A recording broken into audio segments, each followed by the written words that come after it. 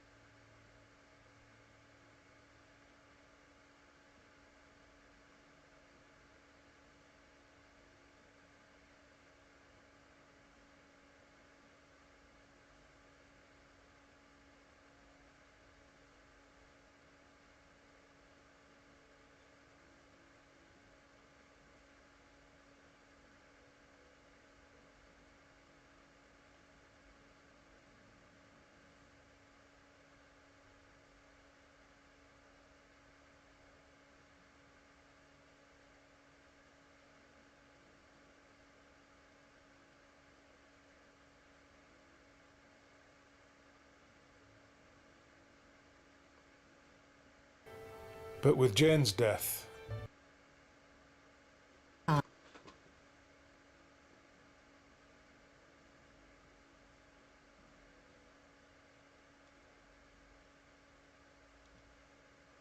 time again. He claimed a divine and deadly duty. He said that he was on a mission from God. But was Peter Sutcliffe born to kill? I think he's mad and bad, all rolled into one.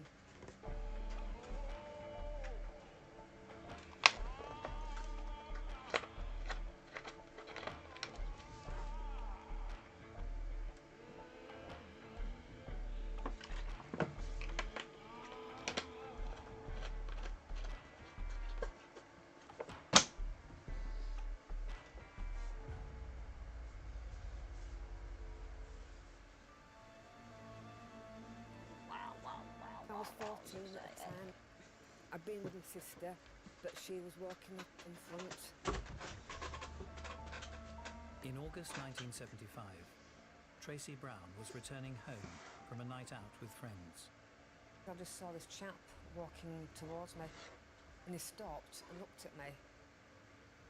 And then he started walking up the road. My dad was a real one for punctuality. You know, if I'd have been a second late, it'd have been me telling off. So I started walking up the road and I fell into step with him. It seemed really charming when I was walking up with him. You could tell he was from Yorkshire, but it was a high-pitched voice. I just remember having this really dark hair and beard and these almost black eyes. Even though he was a stranger, I did feel safe. It did hang back about 2 or 3 times. It did say that he had hay fever and he was just stopping to blow his nose. But thinking back now, he must have just been arranging a weapon. This is why it happened. This is why he attacked me. It didn't say anything, it just grunted, you know, like, oh, of the impacts of each blow. Tracy had been struck several times on the head with a hammer. The actual injuries that were caused, I think I had some splinters of bone just in the centre of my head.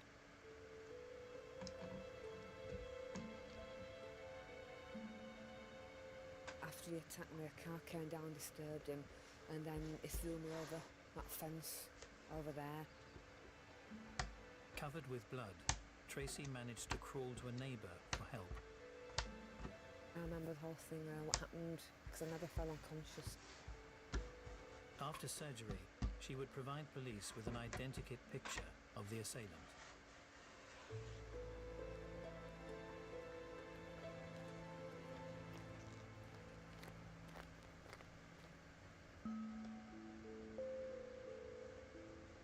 Just 10 weeks later, on October the 30th, 1975, in nearby Leeds, the attacker would strike again.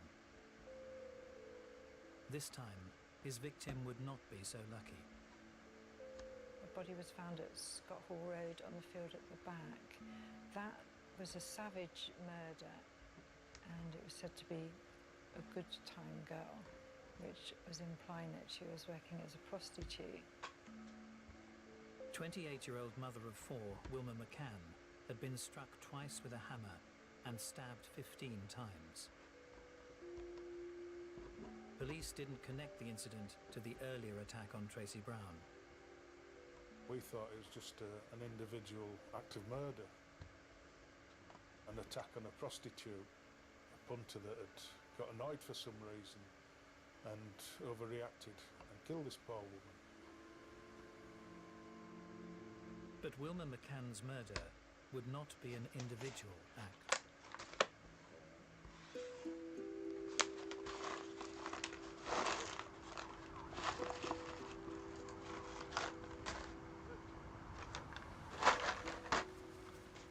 On the night of January the 20th, 1976, 42-year-old Emily Jackson had been trying to make some money on the streets of Leeds.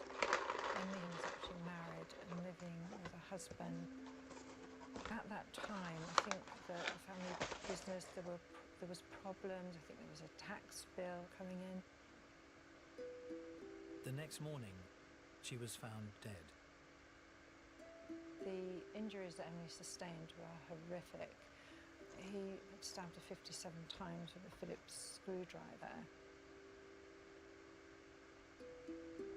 Emily had been butchered, and the police believed it was the same person that had killed Wilma McCann. Even at that early stage, you start to think, well, a pattern is emerging, and it looks as if this could be one individual doing this.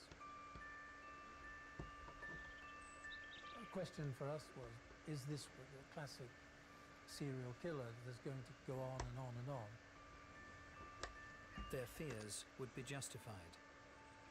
The Yorkshire Ripper would continue to outfox investigators and go on to become one of Britain's most prolific ever serial killers.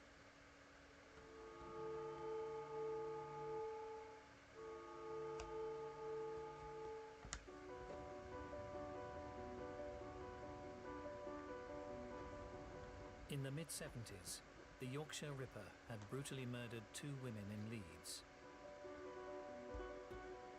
Over a year passed with no similar killings, but the Ripper was far from finished. First, the body of 28-year-old prostitute Irene Richardson was discovered in a park. Then 2 months later, Detective Constable Andy Laptew was called to nearby Bradford. This area, Manningham it's known as, was predominantly the red light area. In front of me is number 9 Oak Avenue. Flat 3 was where Patricia Atkinson was murdered. In another city and operating from her flat, the 32-year-old prostitute had felt safe from the killer that had been terrifying Leeds. The method of attack was severe blows to the head, followed by repeated stabbing to the lower abdomen. Another frenzied attack on a prostitute. This sadistic murderer was using a sharpened screwdriver, or sometimes a knife, to repeatedly stab his victims after attacking them with the hammer. All the crime scenes were disturbing. When you see a human being that had been mutilated in such a horrible fashion, it's bound to have an effect on you. Your thoughts are clearly for the victim. That's your first thought. And secondly, you want to actually apprehend the offender and bring justice to the person who's been killed. But with 4 bodies and no obvious leads, police were struggling. The serial killer is so random. They have no connection with the individuals that you know of. So therefore, investigating a serial killer is extremely difficult. Ever since he'd attacked 14-year-old schoolgirl Tracy Brown, all the killer's victims had been prostitutes. Many serial killers target prostitutes for a couple of reasons. One is they have conflict sexually, and prostitutes do something for them sexually. But the other and more important reason is the hardest thing for a serial killer to do is the abduction, to get a victim to go with them. That is completely ruled out with prostitutes, because prostitutes will go with anybody. It's part of their job description. Just when investigators were able to track an established pattern, the Ripper made a shocking move that no one saw coming. 16-year-old Jane MacDonald was a happy-go-lucky teenager who loved nothing more than going out dancing or roller skating with her friends. A young schoolgirl, not involved in prostitution at all, had a boyfriend, was enjoying life, and she fell victim to this monster. She was just in the wrong place at the wrong time. Jane's mutilated body was found dumped beside a children's playground. The discovery spread panic across the north of England as the reality dawned that no woman was safe. Leeds and surrounding areas were just places of fear while this maniac was on the rampage. Everyone was frightened. It was an awful time. It was a very black time for West Yorkshire. It was at this point that the press would dub the murderer the Yorkshire Ripper, harking back to Britain's most notorious serial killer. It was already a hated entity at that time. But with Jane's death, it induced a massive wave of public sympathy, which only strengthened our resolve to capture the Ripper.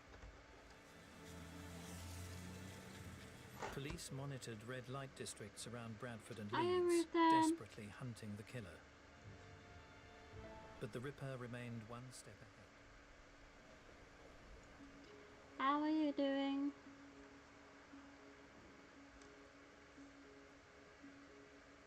In October 1977, on an allotment next to a cemetery, the body of Jean Jordan was found. The 20-year-old prostitute had been murdered more than 40 miles away from the previous victims. But finally, a break. Jean would give police their first real lead. When Jane Jordan's body was found, a search of the area discovered a handbag. Hi, Scratch Master. In a concealed compartment was a £5 note.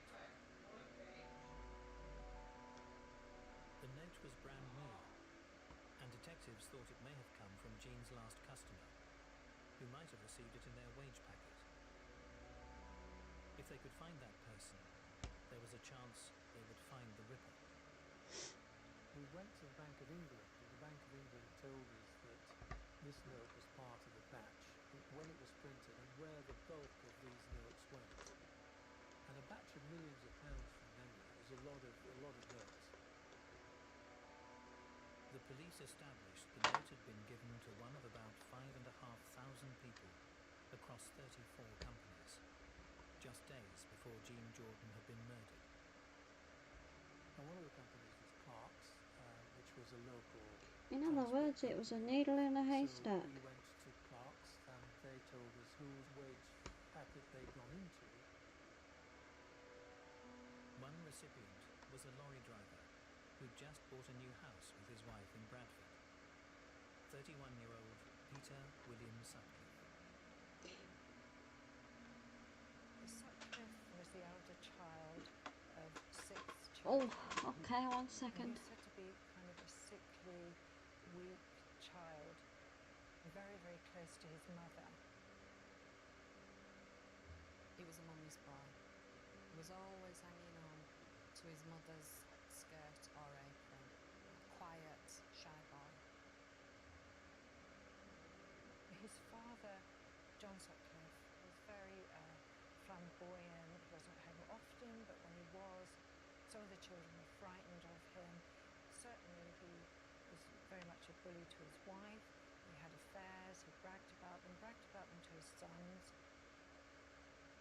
Peter learnt how to view women, how to treat women from the hands of his father. One time, John Sutcliffe spotted Kathleen talking to 2 men in a pub. That's all, talking. And he slapped her straight across the face. If you overstepped the mark, as Kathleen did in John Sutcliffe's eyes, you were rapidly, violently and brutally brought back to your place. Peter probably was under pressure to be more macho than he naturally was. So here we have this altar boy, which Peter was, and then we have his father saying, this is what you do to be a man. And, Peter was very much saw women as either Madonnas or whores. His father really believed he would have this son that he could transform into the son he wanted. That's always a danger. What the father was inadvertently doing was creating the circumstances in which Peter Sutcliffe would create a persona that he perceives as being more appropriate than his true feelings about himself. So he's beginning to compartmentalize at a very early age in order to please Dad, and so the true part of himself is retreating into a secret world, and that's such a setup for a serial killer.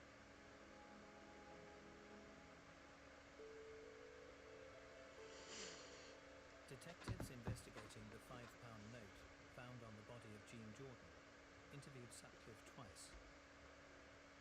Each time he claimed that on the night of her death he had been with his wife. His Trying on alibi was times. accepted. And the killing continued. Just on our right here is where one of the victims was found under the settee. It's now a community centre. Yvonne Pearson. That's where they returned to the body and put a copy of the Daily Mirror under her arm, as if to cock a hoot at the police.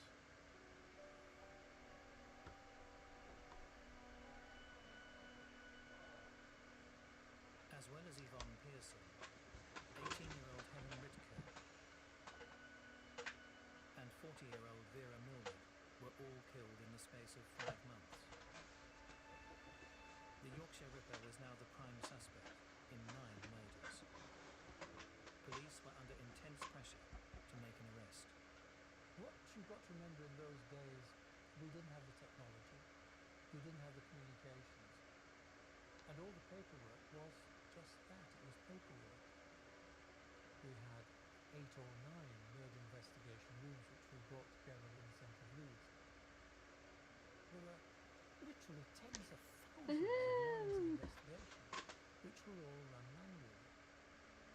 The handing of the documents was a great problem because of the sheer bulk and weight of all the paper that was produced. So much so that the floor at the Millgarth police station where the inquiry became based had to be reinforced to prevent it collapsing.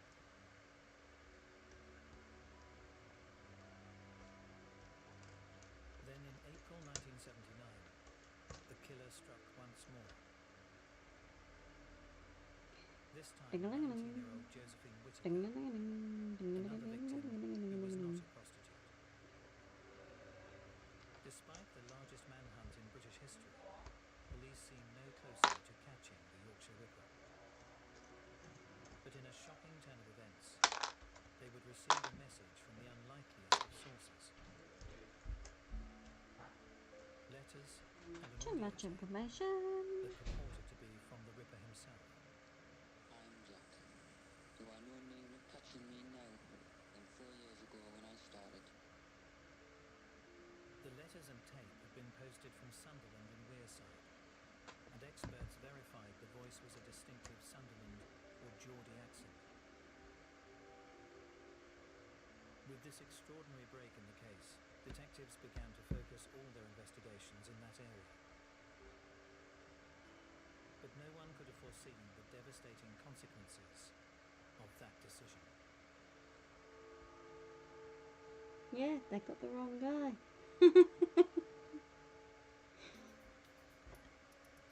By 1979, the Yorkshire Ripper had savagely murdered 10 women when police received a tape from Sunderland, apparently from the killer himself. I'm Jack. You are no nearer catching me now than 4 years ago when I started. Detectives were told to discount suspects who did not have a Geordie accent. Meanwhile, Peter Sutcliffe, the lorry driver from Bradford, who had been interviewed in the £5 note inquiry, was interviewed again. This time by Might be able Detective to hear. Constable Andy Lapton. Ruth Ann might be able to and his hear you. colleague. Just say hello. What? Ruth Ann is in, but she can't have the phone on. It's on mute. Police had been There? monitoring cars So what are you on about saying hello? Just say hello to her. I could do that. She can hear me? No. No. Hi, Raythan. A very, very quiet Uh. man, completely void of any emotion. And his wife was the same.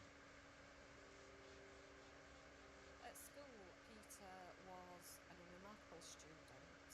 He was picked on and bullied by bigger children.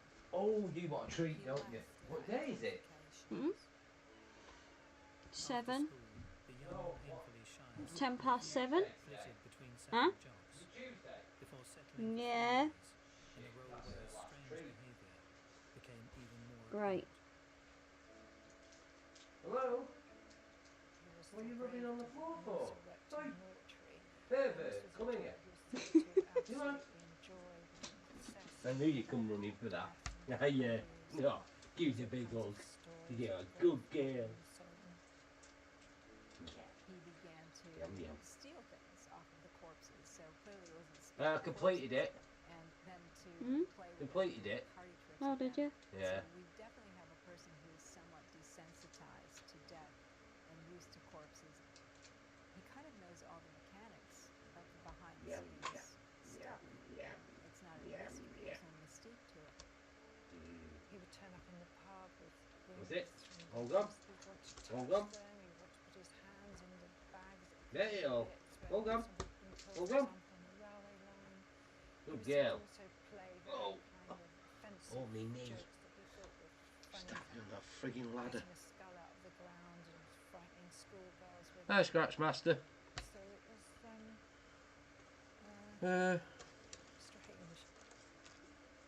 Right, what am I doing? What the hell am I doing? The Sutcliffe family would experience a traumatic event that would clearly affect Hey, I fixed it. By Johnson Brothers laws, can have it was okay for fish, chips, and peas. You can Hi. have steak. Hi, my sister Nicole. You can have steak, kidney pudding, Kathleen did chips, that. and peas, She was and gravy. chopped down at the You knees could have in chicken a baked. very humiliating and embarrassing fashion. John Sutcliffe heard the wrong Kathleen pretending to be her. We just do close chicken friend, baked. and Yeah. he told Alright, her to fuck meet it then. at this Chicken hotel fucking bakes. It and fucking is then. Brixton. Hi, Nicole. That fell off. He then called the family to the Actually, hotel literally because fell they off. What, like me knob did? No. Hmm. extramarital affair. So it was glued together again. Watched, Hmm. horrified, But I'm leaving that there just to make it see it set even more. What are you doing, Cat? You just smack your own head on the floor. You I know, I can hear that when she does that. No, she just smacks her head on the floor. Your belly rub. Your belly rub. Let's see where that treaty stick went. Did that go in your belly? Did it go in your belly? Yeah. Good girl. Hey. The idea that his mother had an affair. Fuck it. That part of himself that identifies with her world. Now he can really hate women. Yeah, completed that, so I'm on the next one now. Female part of him kind of betrayed him. So has she. They'll work on it. Now you've got the stage set. I'll take your computer apart in a minute. Detective Laptew didn't know of Sutcliffe's unusual upbringing. Once they get that though, that was a bargain. But nevertheless, as he questioned him about the Ripper murders, he sensed something wasn't right. Our interview with him.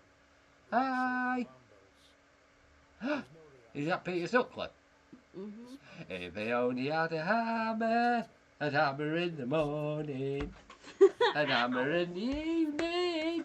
But there were certain signals pointing Killed prostitutes with a hammer, he did.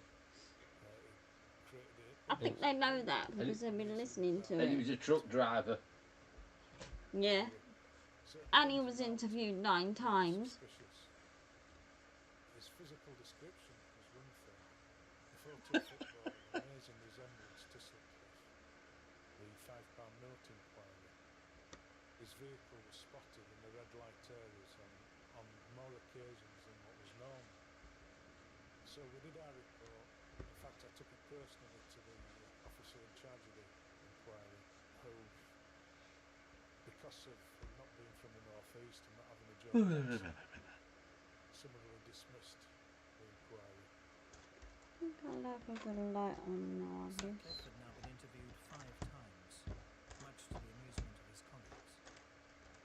His workmates actually called him. Our serial killers are crap over here compared to America.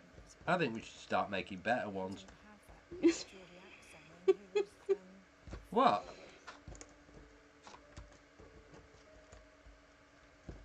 Peter Sutcliffe would be interviewed 4 more times by detectives. And each Looks like time a coliseum. Yes.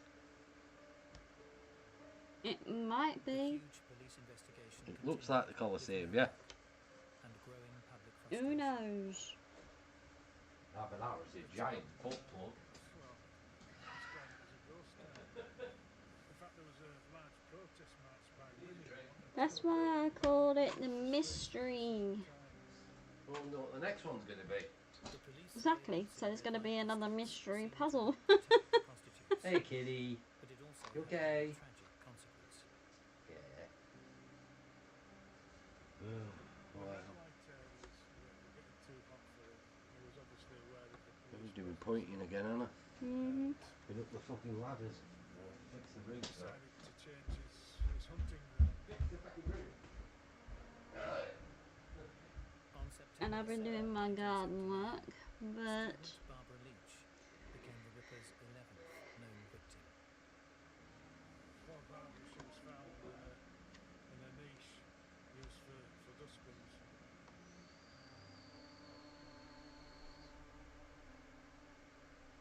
Over the following year, there would be 2 more murders, neither of whom were prostitutes.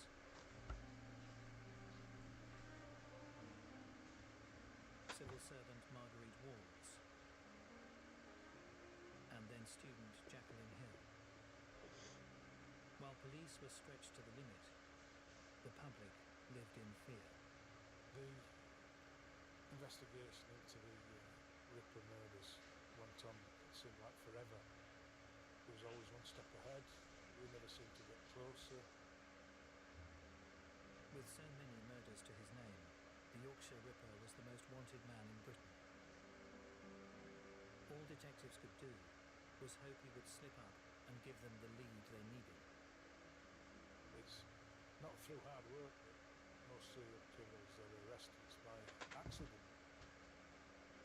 Detectives were at a loss, and the Yorkshire Ripper let me put the light on. It's gonna very cloudy, Then in January of 1981, in an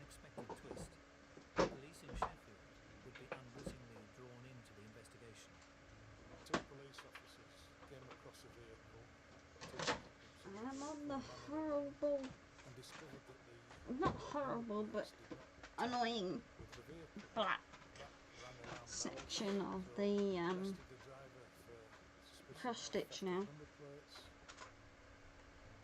The man asked if he could urinate in the bushes, which the police allowed him to do before taking him to the station. There he was identified as Peter William Sutcliffe. And at that point, I like to think they unearthed my report, which made them look at Sutcliffe as a potential serial killer as opposed to just a thief of number plates. Realizing they'd been fooled, the arresting officers returned to the bushes. There they found a hammer and a knife. Sutcliffe knew it was caught, and it was then he said, "I know what you're leading up to. It's me, I'm the Ripper."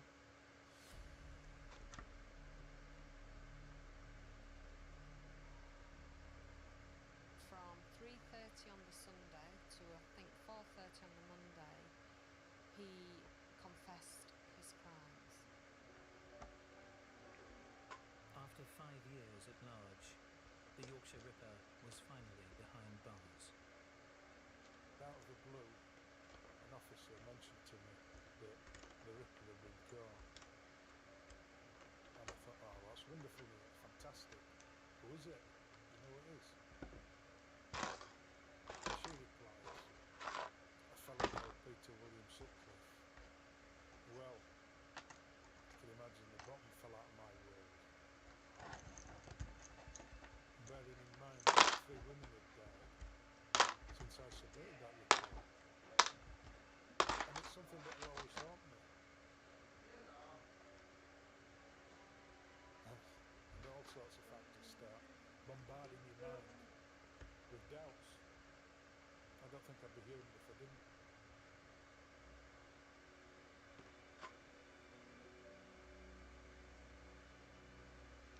I just remember being in the pub at the time. It was on television, said that we'd arrested a man in connection with the Yorkshire Ripper murders. It was just out of a feeling of euphoria, like just absolutely fantastic feeling. Sutcliffe had been interviewed an incredible 9 times by police during the investigation. In a major investigation like this, the police interviewed thousands of people. Some of the officers said when they interviewed Sutcliffe, he seemed cool and calm and didn't get anxious at all. And they felt that if he was guilty, he would have been more nervous and more anxious. Actually, that's not correct. Many innocent people feel very nervous and very anxious when they're being interviewed by the police. But a serial killer has a good ability often to detach themselves emotionally. And so they may not give the appearance of anxiety or the appearance of guilt. Peter Sutcliffe was a methodical murderer. For 5 years, he led a secret life. He held down a job, he held down a marriage, possibly was on a power trip by doing this, and he got away with it time and time again. By the time Sutcliffe was finally arrested, it was obvious that the Sunderland genotype that had caused the police hunt to burn from Sunderland had been a devastating hoax, and therefore potentially cost the lives of the last 3 victims. Cause I see you, murder.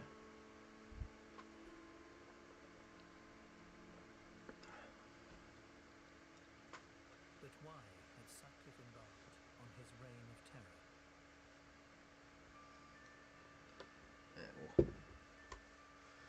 In custody, the Yorkshire Ripper would make an extraordinary claim. He said that he was on a mission from God. God told him to rid the world of prostitutes. Sutcliffe said that in 1967, when he was 20 years old and working as a gravedigger, a voice had spoken to him from a headstone. Asked what had happened, he later explained. Something I felt was very wonderful at the time. I heard what happened then, unbelievable, because God. I remember getting a message from the grave. The voices were telling him to clean the streets. And when one of the brothers visited him in jail and said to him, "Why did you do it, our kid?" He said, "You know what it's like, we're just cleaning up." If you saw Sutcliffe usually in those days, you'd probably believe he's a sort of quiet, normal individual. You wouldn't have any fear. You wouldn't feel, well, I'm pretty comfortable about this person.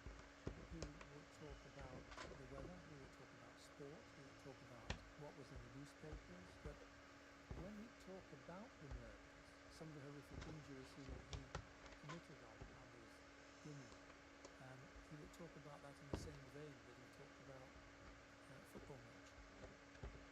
And that's where you can then see and sense that this is different, this is not normal. His mission, he said, was to rid the records. And I said, look, the young girl, Whittaker, she was not. I'll have a look through Peter and see what we've got.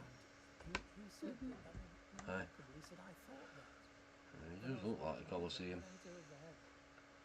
She was crying. Hi, Patrick. Hi, Patrick. And I was saying to God, I was looking up at God. I'm looking up at God and saying, look, this, you must be wrong. This is not, I shouldn't be doing this.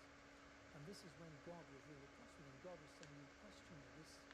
This is the devil's work. She looks innocent, and she's the devil's work. And so he said that's why he did. He caused her horrific internal injuries.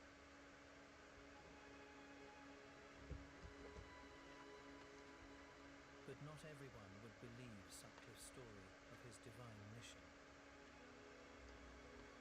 He never told his father or his brother or anybody in close confidence to him of voices. I think the voices were a convenience case for Peter Sutcliffe. This elaborate idea of the voice of God. When I was digging graves, the voice of God came to me, and here was this on the tombstones. If somebody's going to claim schizophrenia, there will be documentation. There'll be other people saying, oh yeah. He didn't have that in his life. He was overheard saying that if a prison officer, that if he could pretend to be mad, he'd only do 10 years instead of 30 in prison. You're still alive after she's just done that. So if Sutcliffe wasn't on a mission from God, just what had triggered one of the worst cases of serial killing in British history?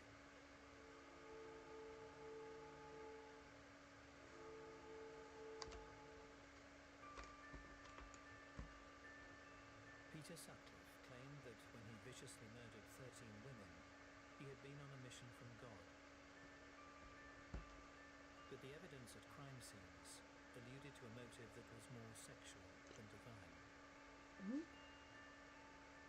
Definitely a sexual serial killer, and I do believe that What? represents his impotence, his inability to really have normal sexual relations. The knife. Yeah, look at all the fencing at the bottom. I found it. Stabbing. Thanks, Gary. Now that's a freaking. We know what it is now. What? Yay! It's not a mystery no more, for fuck's sake. It's a fucking Colosseum, you can tell it is. Even Ruth Van said it was. It's not my fault. I found it. It was just there, honest. Well, what's the point in me putting a relaxing mystery puzzle then? Only you've seen it, they haven't. In 1969, Peter Sutcliffe discovered that his then girlfriend had been spotted with a... Sorry, I've logged out of there now. To get even, he said he'd gone with a prostitute and hadn't managed to have sex, and then a prostitute had laughed at him when he'd seen her on another occasion in a pub. Might be different, you don't know. Might not be that. Humiliated, absolutely humiliated, and I think that's when his hatred of prostitutes started. The major emotion associated with killing is humiliation. You don't know. Not anger, You don't not know. frustration, but humiliation. That could have been Because created look, by what's all this? None of this is on it. perform is it? The prostitute And makes that fun of him isn't on it, and so he it gets can't be. humiliated as such, and then has to go out and act accordingly. Well, you're just going to have to wait and see now then, Yeah, won't you? so it's not that, because none of this is on it, none of that's on it. By a killing. And when that's the case, it can lead to serial killers who have to repeatedly deal with that humiliating feeling that they have within themselves. Yeah. Why is murder the first crime in the Bible? Cain killing Abel, his brother. Cain's sacrifice was rejected by God, and Abel's sacrifice was accepted. Cain was humiliated. He killed Abel. Now, everybody that's humiliated doesn't kill. She will smack you. Humiliation is by far the most important. So it can't be, because that building's not on it, and none of this fencing's on it. Shortly after his humiliating encounter with a prostitute, Sutcliffe committed his first known attack. That's the top bit. He hit a prostitute over the head with a stone in a sock. She thankfully survived. People don't forget there's loads of Sutcliffe arches. went on to commit several other non-fatal attacks before Wilmer McCann became his first murder victim. When he does it once, he is now acting out what he had fantasized about for so many years, and it becomes so pleasurable to him. There's a compulsion to do it again. It's compulsive and repetitive. He's driven to do it. Yeah, you had to spoil it. Majority of serial sexual murders are not mentally ill in an overt sense, in terms of the psychosis. Now, they're not normal. Clearly, they're not normal, but they're not psychotic. Oh dear. Voices being delusional and this sort of thing. What am I going to do with him, eh? Issues always come up once the individual's arrested and has to account for himself in court. Yes, definitely. Who knows?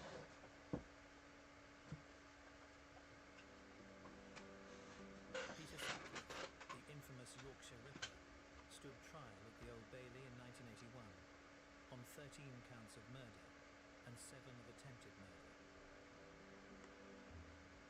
His defence claimed he suffered from paranoid schizophrenia, but this was rejected by the jury, and Sutcliffe was found guilty on all counts and given 20 life sentences.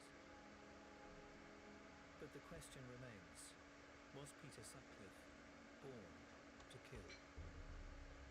Mad and bad all rolled into one. Serial sexual murder is that it's part of the offender's sexual arousal pattern. These individuals are hardwired to that extent. Many of these individuals will say from a very early age they knew something was wrong, and what aroused them sexually was very, very deviant. And I think that's the case with Sutcliffe as well as so many other serial sexual murderers. Is he out of control with it? No. He can control it, but he chooses not to control it because it's so stimulating to him, it's so gratifying for him. As a Christian, I don't believe anybody is born to kill. I think that when you hold a baby in your arms, their future is determined by the people around them and their environment. When we look at the steps up from childhood, my experience within the family, I think he was building up to become a psychopathic killer. I don't think he was born to kill, but I think he became a killer. Of the 6 Sutcliffe children, the other 5 did not turn out to be murderers. But the way he was brought up, I do believe, made him form his attitude to women. I think it was a massive part in making Peter Sutcliffe the Yorkshire Ripper.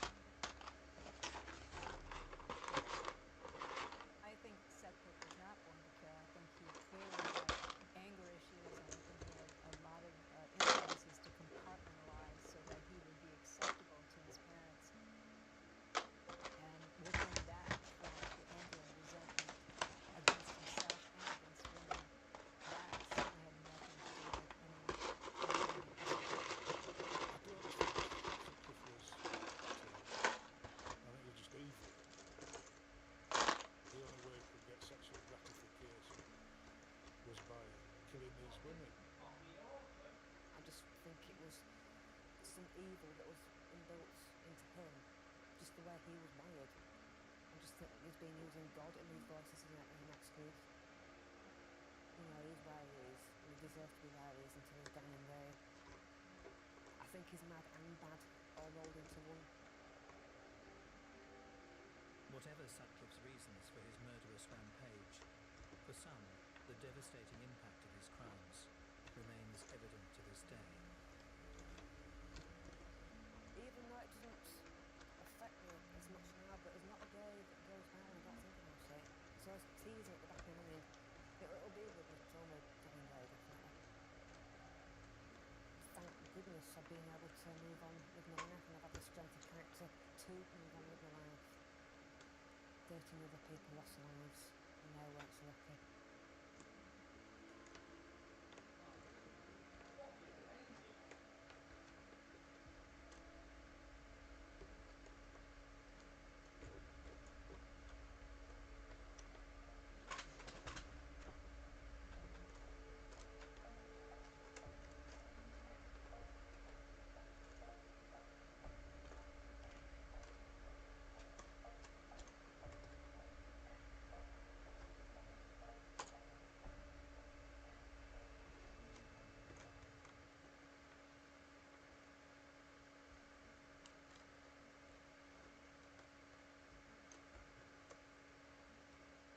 Officers attending the scene. Claudia Gutierrez was transported to the hospital and died in surgery.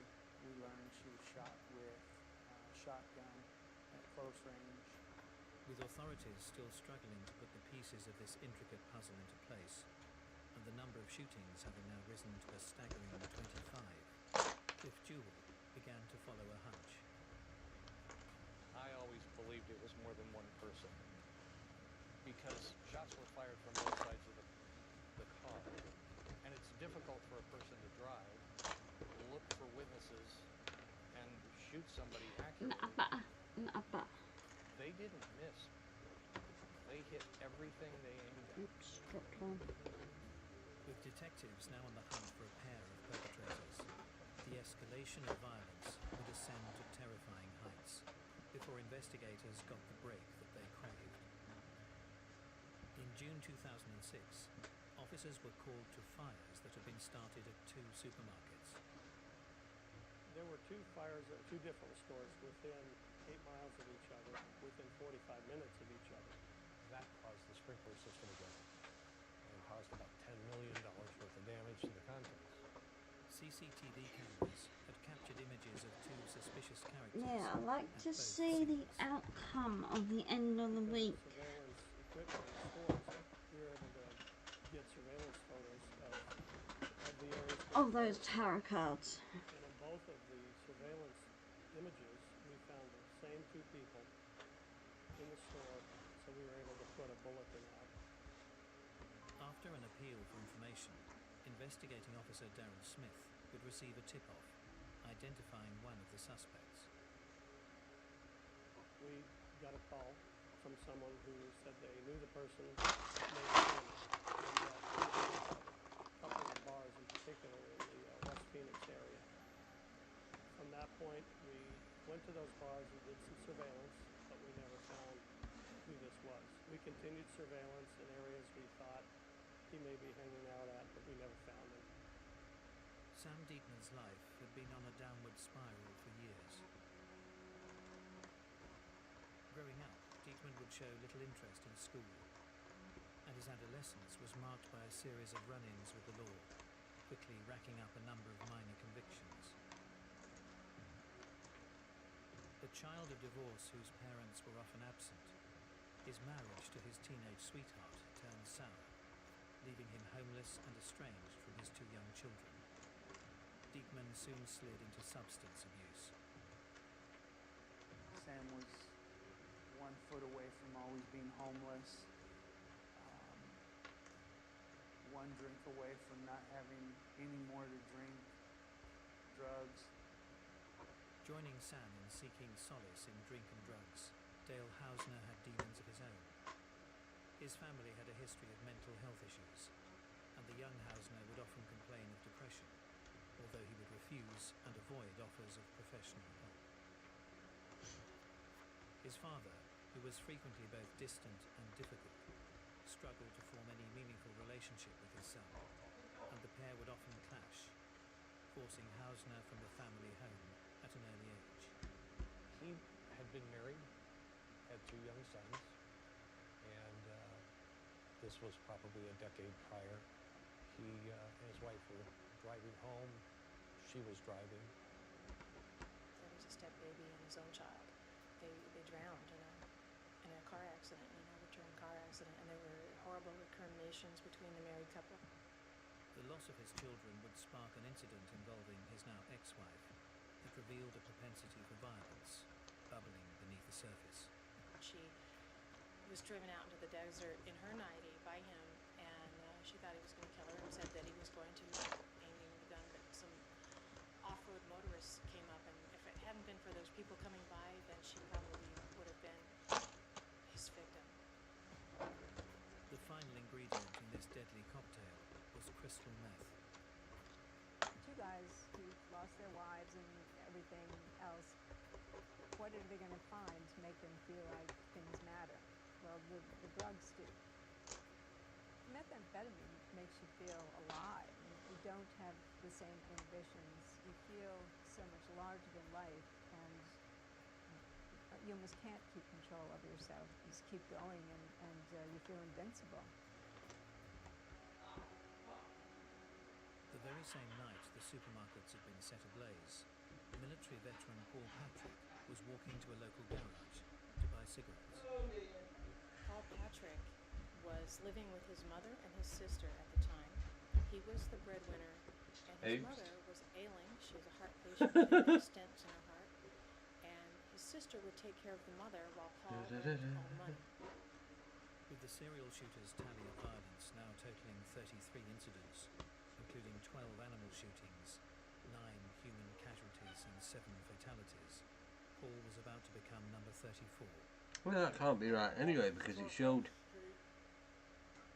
it only showed one flower thing, and there's 2 there, and it was only in the middle, so it ain't right.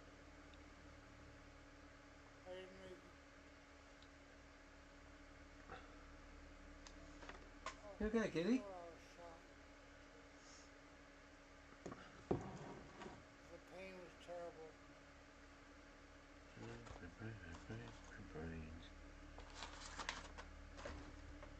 You want to find this Having part? survived the initial blast, Paul lay prone on the pavement, vulnerable and alone. Michael, I got one in his hand. They were done. If I just turn something off. All I can think is, dear Lord, let it be quick. What does oops mean, Gary?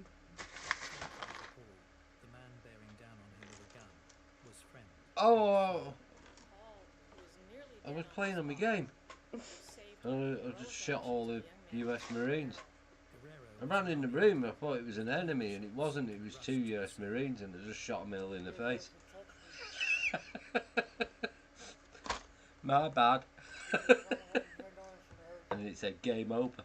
Friendly fire is not tolerated. At least he didn't throw an hand grenade at him. Lasting impact on his life. Paul hovered between life and death for weeks, but his mother... Yeah, you jumped out on me, that's scaring me. Hey, yeah, you want some dinner? Of course, the fact Yeah, that he was come even on. alive at all was Let's see what we can get. absolutely a Hollywood miracle. As the violence escalated, Sam Diekman's life continued its downhill path, leaving him little choice but to turn to Dale Hausner for support, moving into his friend's apartment and sleeping on his couch. Sam was not the kind of guy who was in charge enough of his own life to figure out, I need to earn this amount of dollars to get myself an apartment, to do grocery shopping, all of that stuff. Yeah, yeah. His life had deteriorated so much that We shot down a helicopter, as a roommate, and they were firing it from this house, so I went running in this house, and I didn't realise they'd gone in the other door. doing So when I turned the corner, they'd already come in and was going to bust through another door, but they didn't because I shot them. Oops. But as the investigation continued into the supermarket fires, detectives would receive a tip-off that would signal the beginning of the end for these serial shooters.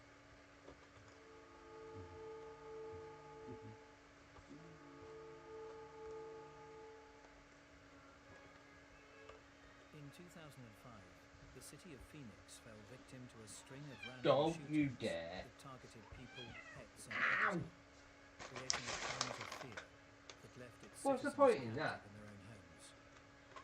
By the summer of 2006, with the body count ever rising, detectives began to close their net around a pair of killers who it seemed were hunting the ultimate prey. An appeal for information to identify the culprits behind 2 supermarket fires would result in investigator Daryl Smith receiving a vital tip-off. Eventually, we did get a call. I had an extensive conversation with that person. They ate all them pound cakes, didn't they? Mm-hmm. Oh God, did you get a loaf of bread today? Oh, I asked for. Ron was a local biker who had recognised one of the men No. on CCTV No, I footage didn't. as his regular drinking buddy, That- Sam Deepman. He Oh, told me dear. that he was hanging out at one of these What bars, is it? the Stardust, and Sam Deepman Seen was one summer of the wagging their tail. who frequents in there all the time. And one night, Sammy was in the bar with Ron. And Sammy asked him if he knew what it was like to kill somebody. Ron looked at him and said, "What are you talking about? No, I've never killed anybody." He said, "Well, I know what it feels like." Sammy started telling him that he was the one shooting these people throughout the valley. I think that's why I don't go live playing games, because they tend to have a lot of accidents on them. Mm-hmm. They would set to work. It was funny when I punched that horse though and it kicked me right in the face. Booted me in the When I face. first talked to Ron on the phone, Yeah, he that agreed was to meet funny. with, Sammy. Give it an ass punch. However, despite Ron's Punched it in the efforts ass. to coax his friend to the meeting, Deepman stubbornly refused. Tragically, that night, Robin Blasner... Yeah, I remember you shouting at me playing Farm Simulator and I was running around the chicken pen with a chainsaw.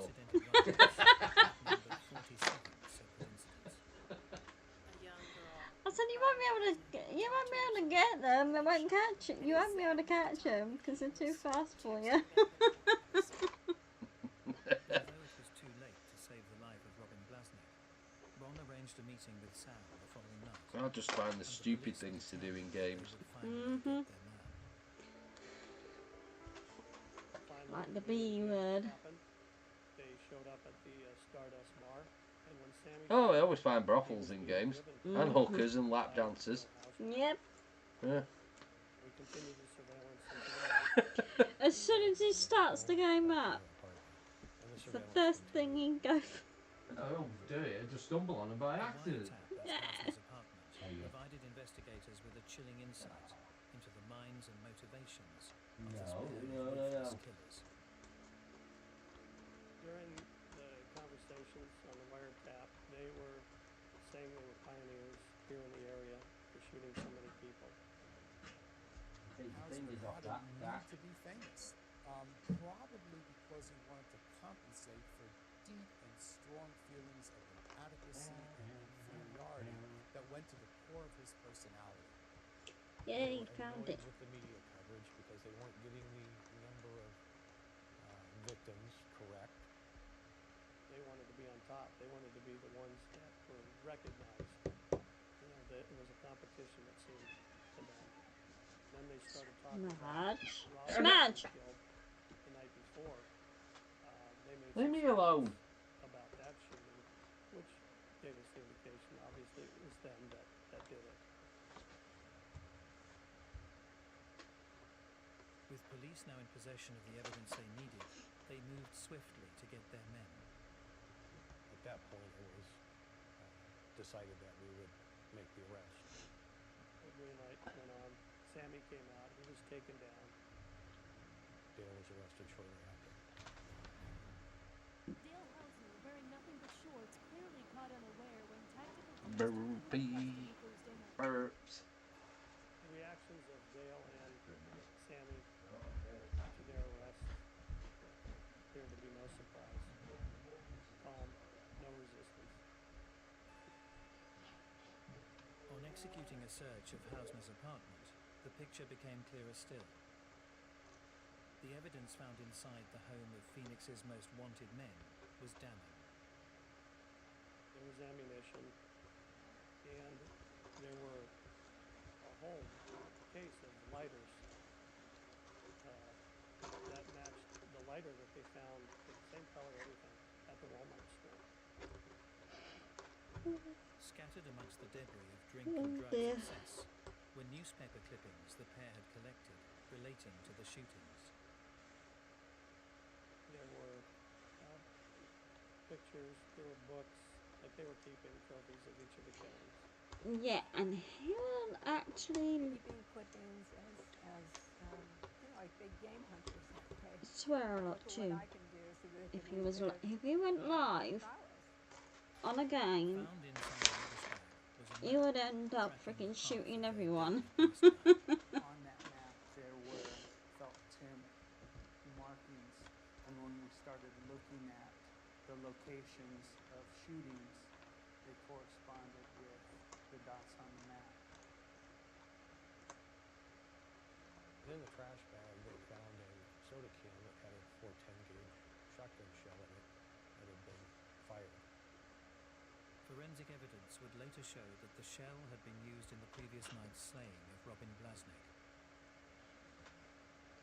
As Oh news my spread God, of I the can't arrest, stop the yawning. people of Phoenix could at last breathe a sigh of relief, and the families of the victims could start to think about justice. I was at work, and everybody came out and said, Rebecca, they've caught the serial killers. They said, they're on TV, they're on TV. And I went back into the lunchroom, and I looked, and I saw them, and my knees fell. During the interrogation, investigators soon learned more about the two men they had spent so many hours pursuing. We actually thought that Dale Hausner would be the one to talk, and that Sam Dietman is a big muscular guy, that he would be the ringleader, so to speak. Dale was, his attitude was, we had the wrong person. It wasn't him. He was trying to be Mr. Helpful, you know, in that type of aspect. If he knew anything, he'd certainly tell us. I actually had trouble for most of our, except for alcohol and a little drug dealing on that. I haven't been in trouble with a lot or anything, but that would just be so a kick in the ass. Snow would ease my gun and my cars a lot and hurt people like that. He didn't appear to get rattled much. It almost appeared to me as if he was having fun with it. He was toying with us. You specifically said, quote, what about the guy who shot at 27,000? I said it was me, not him. Why would you say something like that? I've just been shot in the face by a woman. He loved every minute of that game. It's all going wrong. And that's what I think he I thought. thought she was a hostage. She wasn't. She picked up the gun, shot me in the face. Not fair. He's a good girl. Animals, horses, dogs. Maybe games don't mix. 6 people dead. Is The it? closest we got him to When you're in the jail. any involvement Make it together, that was for fuck's sake, hypotheticals. Well, if my car was used, then Sam must have been taking it when I was asleep. I'm just saying, but if he killed everybody who was killed or shot or whatever, that's on him, that's not on me. You're not protecting anybody, so. He definitely believed he was smarter than all the detectives involved. You're doing your dinner now, and you wander off. Thank you. Maybe the person's just really good. I mean, right on you. He's arguing with the cat now. Huh? You're arguing with the cat now. About time you started doing a bit of housework, Cat. I'm going to start wetting your feet so you can mop the floor with your feet.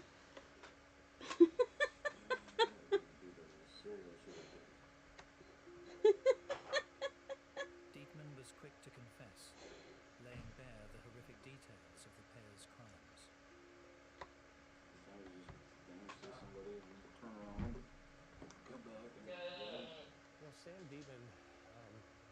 was pretty forthcoming, told us what they did, how they did it. Lean back for a second. Okay.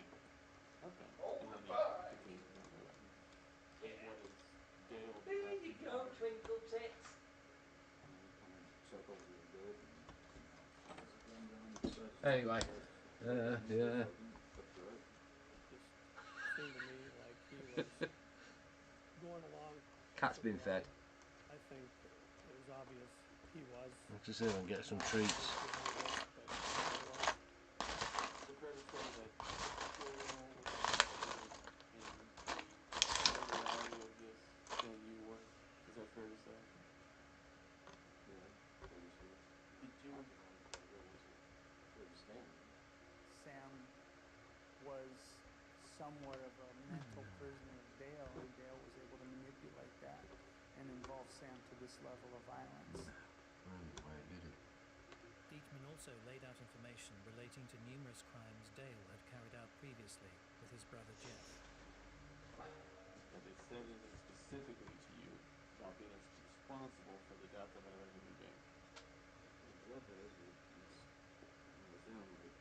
know what to believe. Okay. He gave us information about several of the shootings that occurred prior. He told us all about Dale That and nice. his brother's activities. Now go and finish it. What they termed recreational violence. He was with the shooting. There's the gravy off it. There's a sheep and llamas. We found out that his brother There's Jeff more in it. and he would go out prior to meeting Sam Dietman, and they would just pick fights with people or stab people. Recreational violence or something to go and like beating up people. Yeah, I think that's what I was Stopped attacking you for 30 seconds. RV, no discipline. Although the killers were now behind bars, there was still one question that loomed large. What had driven these two men to kill at random?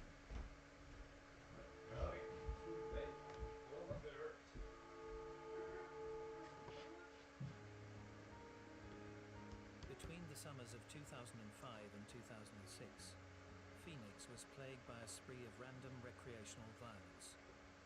The men responsible, Dale Hausner and Sam Dietman, had targeted people, animals and property with reckless abandon, and were motivated, it seems, by little more than the thrill of the kill. Hausner and Dietman were arrested in connection with nearly 100 separate charges of death and destruction. Dietman would quickly confess, while Hausner protested his innocence in the face of overwhelming evidence. In court, through Dietman's confession, Rebecca Estrada would learn the details of her son's final moments. The way that it was testified, and as to Sam telling us in court that Dale had said they drove up and they turned around and came back and coaxed David out to the street for directions and had the window down. And as soon as David got up to the car, Dale Hausner pulled the shotgun up and killed David with one shot to the lung.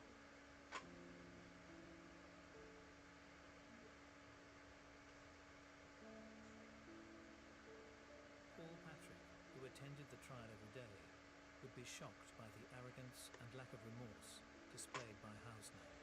Sitting in court, he turned around to myself and a mother of a murdered victim.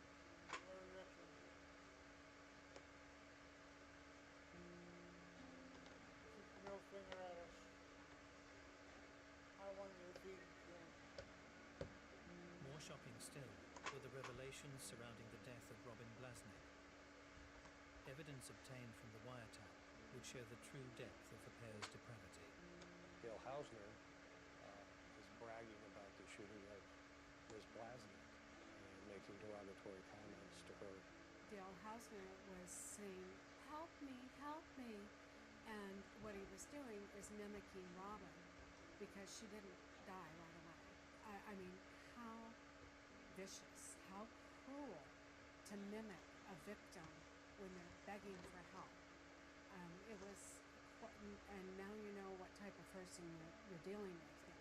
The fact that they found it amusing and laughed after this, I think also speaks to their psychological makeup, how they just didn't care about anything, nothing. They just wanted to destroy. Somehow in their perverted mind, it made them feel superior in some way. In court, Hausner proclaimed his innocence, yet made several revealing slip-ups, including drawing comparisons between himself and the infamous killers of the past. Dale, on the witness stand, even sort of gloried in the idea that his name, Hausner, would be sort of equated with the name of Manson, notorious serial killer. Dale Hausner was convicted of a total of 80 separate charges, including the first-degree murders of David Estrada, Nathaniel Schaffner, Jose Ortiz, Marco Carrillo, Claudia Gutierrez Cruz, and Robin Blasnik. In 2013, having spent several years behind bars, Dale Hausner was found dead in his cell, having taken a lethal overdose. Sam Diekman pleaded guilty to the murders of Claudia Gutierrez Cruz and Robin Blasnik and was sentenced to life imprisonment without parole. Jeff Hausner would receive an 18-year sentence for the stabbing of Timothy Davenport, a crime that Diekman had revealed in confession was linked to the spree of random recreational violence. However, the question of what exactly had driven these men to such violent extremes still loomed large. Sam Diekman has no idea why he was involved in it. He only told us that Jeff and Dale enjoyed going out and doing random recreational violence. And that was the term they used. I couldn't understand why.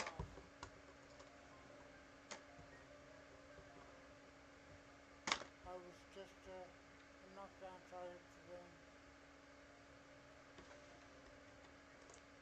The wrong place, the wrong time. Someone like Hausner felt so inferior, plus so angry. The only way Yeah. to gain some degree of status Say that, Manna. or notoriety You know what he's like. horrific, which he did. Was Sam Diekman just a hopeless addict, dragged along for the ride? Or was he in pursuit of a new intoxicating kick? Sam was adrift in life. Sam was waiting for someone to take control of his life. And Dale came along and took control of it. And that was very comfortable to Sam.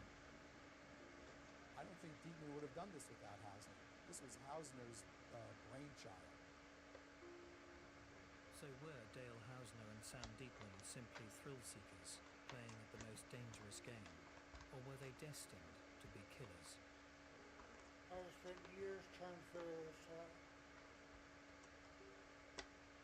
I think if the best way to describe anyone are broken units. Looking at Dale, I believe he was born that way. He didn't turn into this monster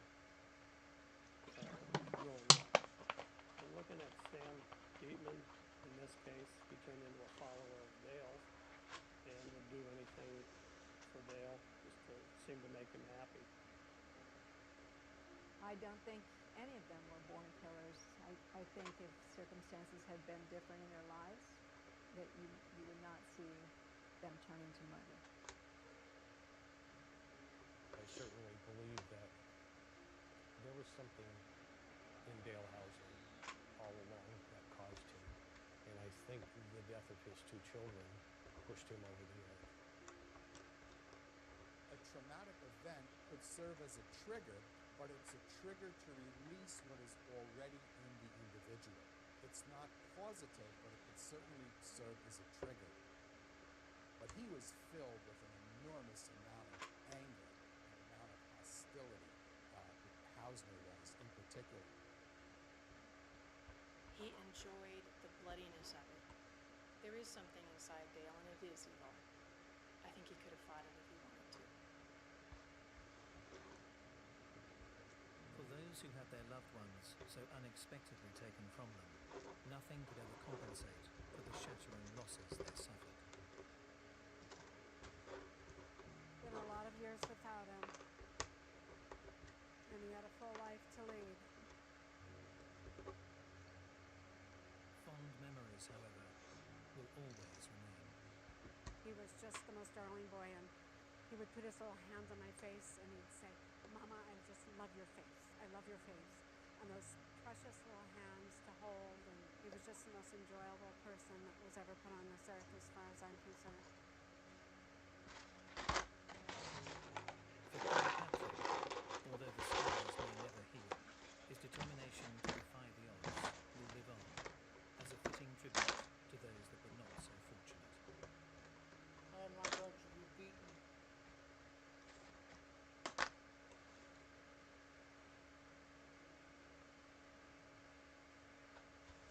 I'm certainly not by those broken units.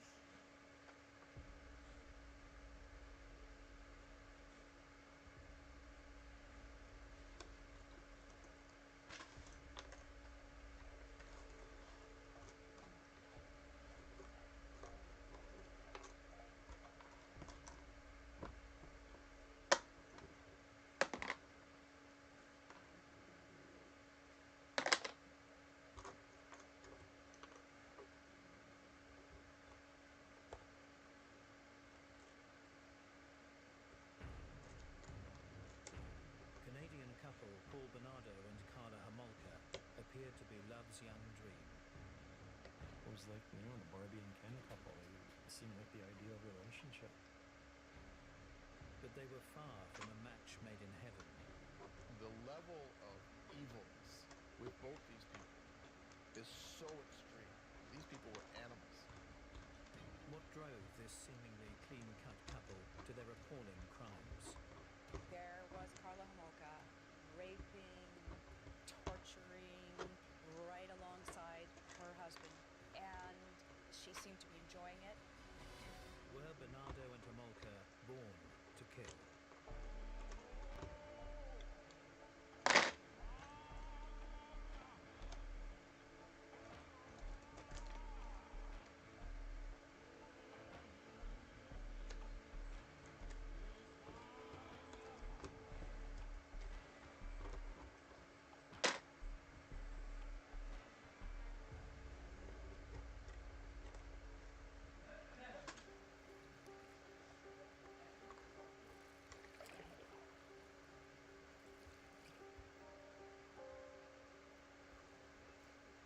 On the 29th of June, 1991, a discovery at Lake Gibson in Ontario would horrify the nation.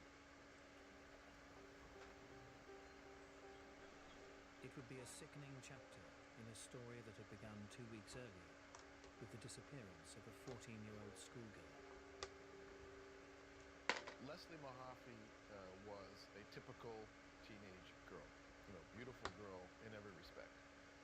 Went to school, came from a good family, had good values, and was sweet and kind and generous. A really, great kid who had her whole life in front of her. On the 15th of June, Leslie had gone out with friends. She was living at home with her mother and stepfather in Burlington in a very nice middle-class neighborhood, and had been told that if you're out with your friends and miss your curfew, you'll be locked out of the house. A little bit of tough love going on. Leslie Mahaffey, a friend had died, and all the very popular friend at the school, and so everybody was sort of mourning death, and she got home a little late. The door was locked. She realized that she had forgotten her key. On all other occasions where she has forgotten her key, fortunately rare, she would ring the doorbell, knock on the door, Mom and Dad would answer the door, and she'd have to account for, missing her curfew. For reasons that are rather inexplicable, she chose not to do that. Shortly thereafter, it became very clear that something was terribly wrong. A search began for the missing schoolgirl, but her disappearance baffled detectives.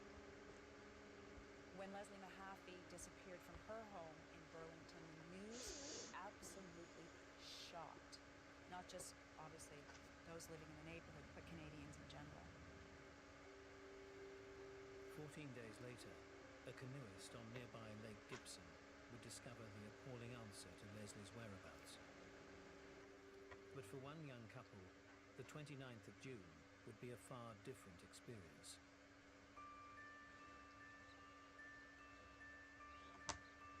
That very day, Paul Bernardo and Carla Homolka were having a fairy tale wedding. Carla Homolka had always thought of herself as a princess. She loved Disney characters, and she wanted to be a Disney princess, and she planned a wedding that certainly on its surface looked like something you could witness in Disneyland. 21-year-old Carla's Prince Charming was Paul Bernardo. 5 years her senior, but equally eager for a fantasy wedding. There was a rented coach, the old-fashioned coach. There was pheasant under glass. There was a ball gown of a wedding dress that had the puffy princess sleeves. To onlookers, it was the dream marriage of a dream couple. You know, it was like, you know, the Barbie and Ken couple. It seemed like the ideal relationship. But the true story of Paul Bernardo and Carla Homolka was no fairy tale. Both harbored deep, dark secrets that once revealed would send shockwaves through civilized society.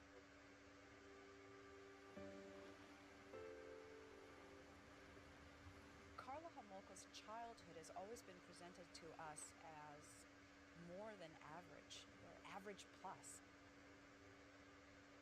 She grew up in a small town. She had a mother and father whose marriage stayed intact. Dad made a living primarily going to flea markets and selling lamps. Mom was some sort of administrative assistant at the hospital in St. Catharines. They had 3 daughters.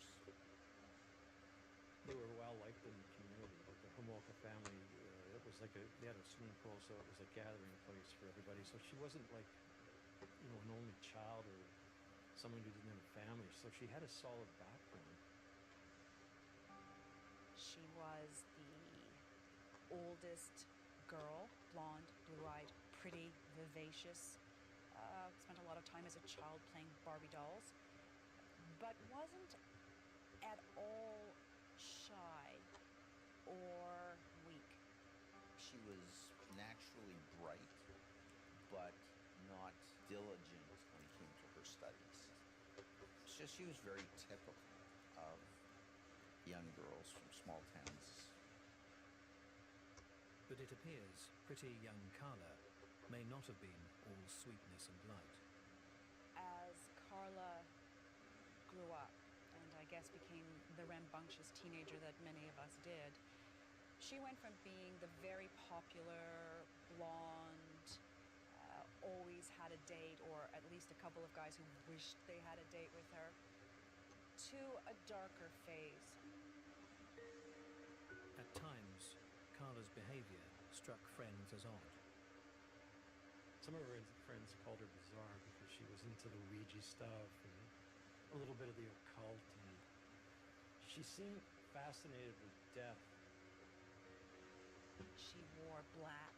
She began to play in the area of, you know, the psychicness, the seances, the dark side, the almost, I think, magical side. One of her friends said that her pet had died, and Carla was determined to go to the backyard and dig up this body of this animal that they buried in the backyard. She just had to see it. And finally they did it. Her friend didn't want to do it, but finally they did it. She just had this fascination with a dead pet. The teenaged Homolka would go on to work at a local vet's, and it was whilst at a hotel attending a pet store conference in Toronto.